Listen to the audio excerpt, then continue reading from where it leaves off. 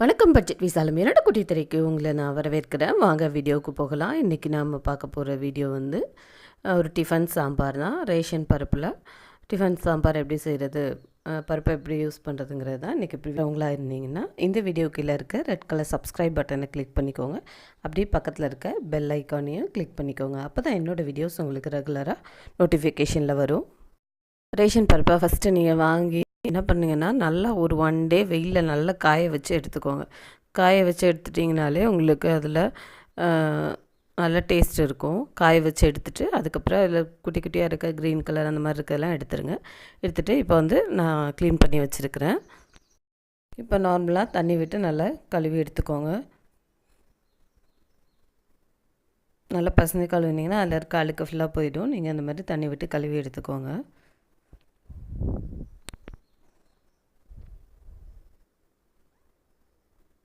ஒரு டைம் கழுவினாலே போதும். நல்லா க்ளீன் பண்ணி எடுத்துட்டேன். இப்போ இதில் வேகிறதுக்கு தேவையான அளவு 2 பங்கு அளவு தண்ணி ஊற்றிக்கிறேன். நான் 1/2 கப் பருப்பு எடுத்துருந்தேன். 2 கப் 1 கப் தண்ணி விட்டுருக்கேன். இப்போ பெருங்காயம் சேர்த்துருக்கிறேன். கட்டி பெருங்காயம் ப்ளஸ் கொஞ்சம் ஜீரகம் சேர்த்துக்கிறேன். இப்போ இதை குக்கரில் வேக வைக்கிறேன். குக்கரில் இப்போ எடுத்து வச்சாச்சு. நான் இப்போ டிஃபன் சாம்பாருங்கனால ஒரு உருளைக்கிழங்கு வச்சுருக்கிறேன். அதுவும் சேர்ந்து வேகிறதுக்கு நீங்கள் வேறு எந்த காய் விருப்பப்பட்டாலும் கேரட் பீன்ஸ் அந்த மாதிரி எந்த காய் விருப்பப்பட்டாலும் எடுத்துக்கோங்க. இப்போ குக்கரை க்ளோஸ் பண்ணியாச்சு. நீங்கள் வந்து நார்மலாக எத்தனை விசில் வைப்பீங்களோ அதே மாதிரி வைங்க போதும். வேணால் எக்ஸ்ட்ரா ஒன்று வச்சுக்கலாம். பாருங்கள் பருப்பு நல்லா வெந்துருச்சு. நான் நார்மலாக எப்போதும் போல் வைக்கிற மாதிரி தான் வச்சுருந்தேன். இப்போ அதை குக்கர்லேருந்து பருப்பை வெளியே எடுத்துடலாம். இப்போ ஒரு 2 டீஸ்பூன் அளவுக்கு எண்ணெய் விட்டுருக்குறேன். 1/4 ஸ்பூன் அளவுக்கு கடுகு சேர்த்துருக்குறேன். கடுகு பொரியட்டும்.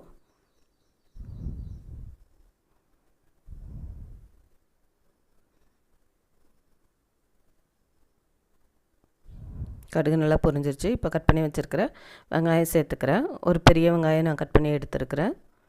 வெங்காயம் நல்லா வதங்கட்டும்.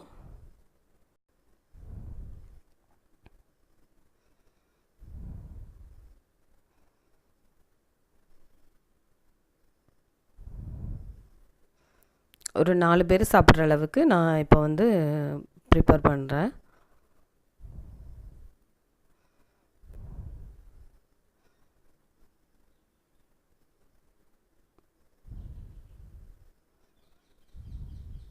வெங்காயம் ஓரளவு நல்லா வதங்கிருச்சு. இப்போ ஒரு பச்சை மிளகாய் சேர்த்துக்கிறேன். ஒரு தக்காளியும் சேர்த்துக்கிறேன். இதுவும் சேர்த்து கொஞ்சம் நல்லா வதங்கணும்.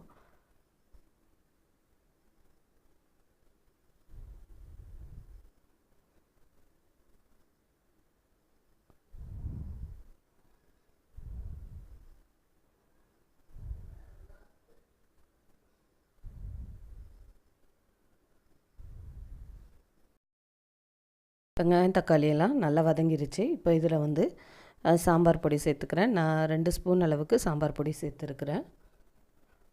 காரத்துக்கு வேறு எதுவும் சேர்க்குறதில்ல, சாம்பார் பொடி மட்டும்தான் சேர்த்துக்கிறேன்.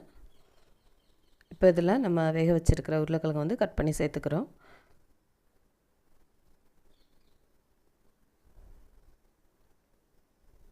எல்லாம் சேர்ந்து கொஞ்சம் நல்லா ஒரு சுற்று வதக்கி விட்டுக்கோங்க போதும். இப்போ நம்ம வேக வச்சுருக்கிறோம்ல அந்த பருப்பை சேர்த்துக்கிறோம்.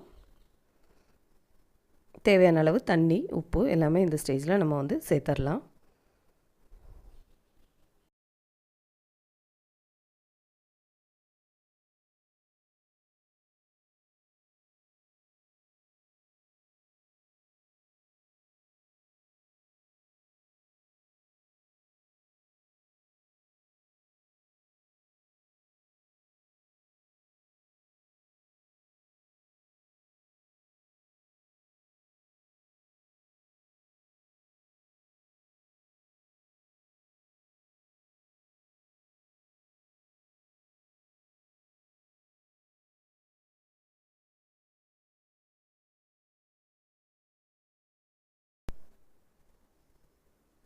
பருப்பு தண்ணி எல்லாமே சேர்த்து கொஞ்சம் வேக வச்சுட்டோம். எல்லாம் சேர்த்து ஒரு 7லேருந்து 10 நிமிஷம் வரை வச்சிங்கனாலே போதும். உங்களுக்கு அந்த பச்சை ஸ்மெல்லெல்லாம் போயிடும். உங்களுக்கு சாம்பார் நல்லா ரெடி ஆகிடும். ஹாட்டான இட்லி, பொங்கல், தோசை இது மாதிரி எதுக்கு வேணாலும் இந்த டிஃபன் சாம்பார் நீங்கள் வந்து எடுத்துக்கலாம். இந்த வீடியோ பிடிச்சிருந்ததுன்னா லைக் பண்ணுங்கள், ஷேர் பண்ணுங்கள், கமெண்ட் பண்ணுங்கள். மற்றவங்களுக்கு தெரியணும் அப்படின்னா மறக்காமல் ஷேர் பண்ணுங்கள். தேங்க்யூ ஃபார் வாட்சிங். நெக்ஸ்ட் ஒரு நல்ல வீடியோவில் பார்க்கலாம். பாய்.